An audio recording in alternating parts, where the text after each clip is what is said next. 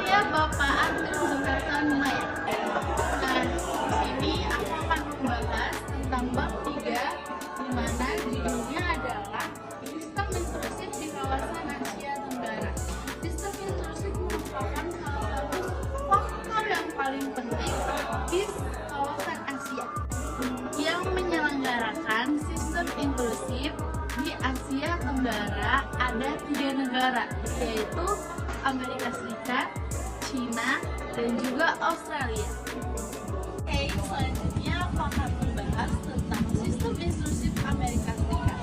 Sistem intrusif yang dijalankan oleh Amerika Serikat itu merupakan suatu yang sangat kontroversial, di mana ini berdampak oleh 2 hal, yaitu stabilitas dan instabilitas. Bukan cuma itu, Amerika Serikat juga melakukan sistem inklusif dalam perjanjian Uni Arab di Selat Malaka melalui perjanjian MSSI, di mana Amerika Serikat juga langsung dengan negara Asia dalam melakukan investasi ekonomi.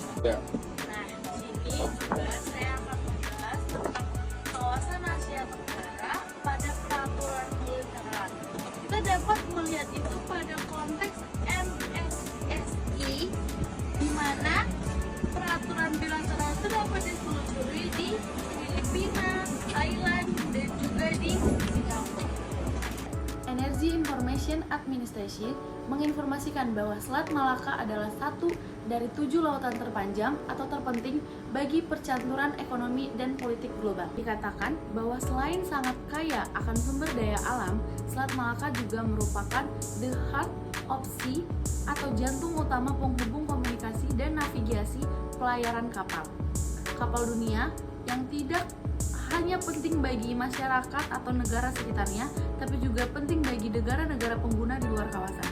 Pada beberapa perkembangan lain, aksi perombakan kapal di Selat Malaka tampak berpotensi membahayakan keutuhan negara Republik Indonesia.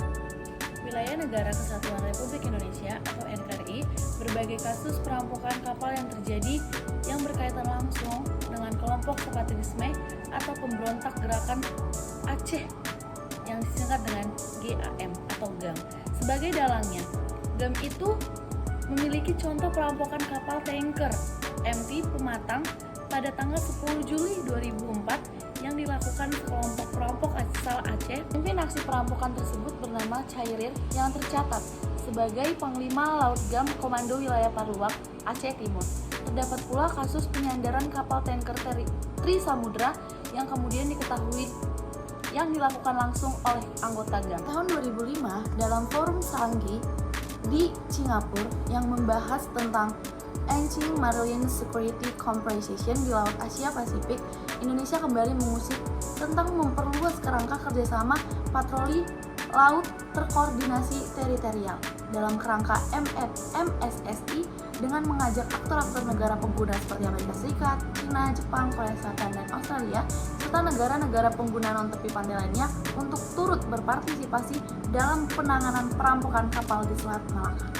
Puncak pertemuan yang terjadi pada tanggal 21 April 2006 di Batam yang dihadiri Panglima TNI Marsikal Dijgo Suyanto, Panglima Angkatan Laut Malaysia, dan juga beberapa panglima lainnya dan Kepala Pertahanan Angkatan Bersenjata Singapura Leman Jenderal Ng Yet Chong, serta perwakilan-perwakilan dari negara-negara pengguna non-tepi pantai yaitu Amerika Serikat, China, Jepang, Korea Selatan, dan juga Australia.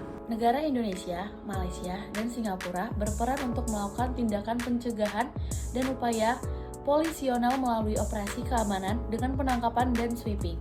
Negara-negara pengguna seperti Amerika Serikat, China, dan juga Jepang, Korea Selatan, dan juga Australia diwajibkan untuk memberikan bantuan teknis dan pelatihan terhadap militer antar negara-negara mereka masing-masing, entah itu negara pantai.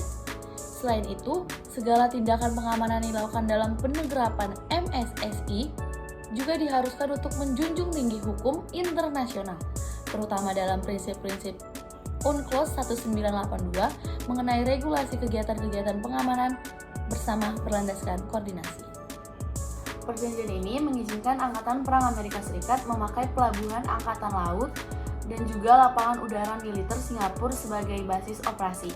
Oleh sebab itu, banyak pakar militer percaya bahwa dengan menyerang Singapura sama dengan bunuh diri secara massal. Strategi Amerika Serikat sebagai sistem intrusif dalam kerangka kemitraan pertahanan dan keamanan ditandatangani oleh Perdana Menteri Lee Long. Oke, selain itu, gimana sih kita dapat menemukan pengaturan bilateral oleh Amerika Serikat terhadap Malaysia Tenggara? Di pengaturan kerjasama antara militer dan Singapura di USSFA. Apa sih kepanjangan dari USSFA? Oh, itu kepanjangannya adalah A-Singapore Strategic Framework Agreement. Setelah kita membahas tentang USSFA, kita akan membahas tentang SFA. Apa sih SFA itu? SFA itu adalah Strategic Framework Agreement yang merupakan suatu kemitraan besar yang dimana mengisi atau memperkuat keamanan kedua negara. Nah, dan ternyata bukan cuma USSFA atau SFA aja yang dibangun oleh Amerika Serikat dalam kemitraan Asia Tenggara. Ternyata ada MOU. Apa sih kepanjangan dari MOU? MOU adalah kepanjangan dari Memorandum of Understanding. Dan bukan cuma itu, ternyata juga ada DCA. Apa sih DCA itu? Apa sih DCA itu? DCA itu kepanjangan dari Defense Cooperation Agreement. Teman-teman, seperti yang sudah saya ceritakan tadi, ada USSFA, ada SFA, ada MOU, dan ada DCA. Kita sudah mengetahui apa yang diartikan oleh empat ini. Gak mungkin dong kita nggak tahu siapa yang menandatangani ini semua. Nah, ini ditandatangani oleh Menteri Pertahanan Amerika Serikat dan juga Menteri Pertahanan Singapura. Siapakah Menteri Pertahanan Singapura itu?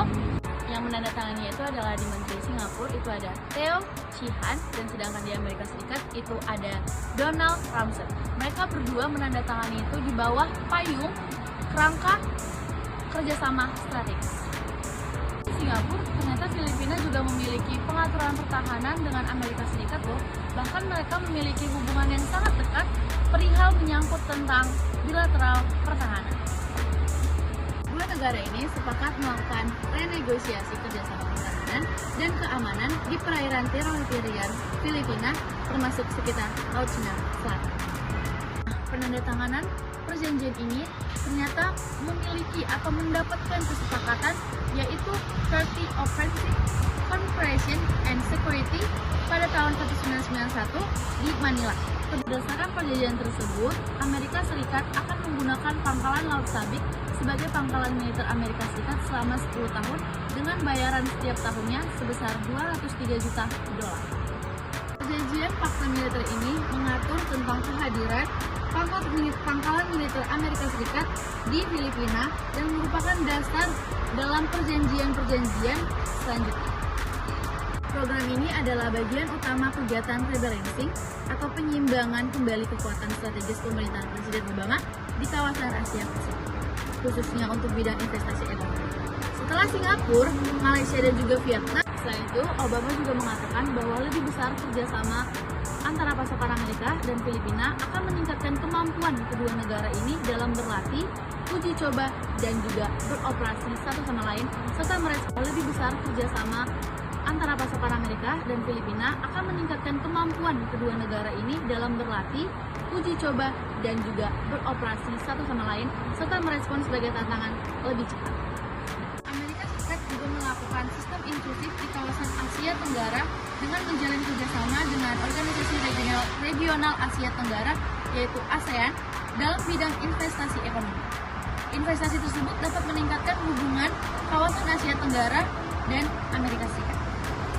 Dalam konteks pengaturan militer secara bilateral, ternyata Amerika Serikat juga melakukan hubungan dengan Thailand seperti latihan Cobra Guard secara rutin.